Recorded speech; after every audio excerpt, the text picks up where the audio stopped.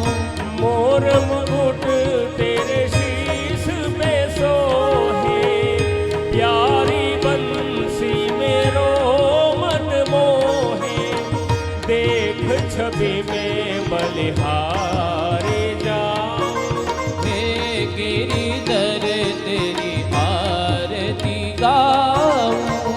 चरणों से निकसी गंगा प्यारी, जिसने सारी दुनिया तारी, उन चरणों में शीश नमाऊं। हे गिरिधर तेरी आरती गाऊं। व्यास दास के नाथ आप हो, सुख दुख जीवन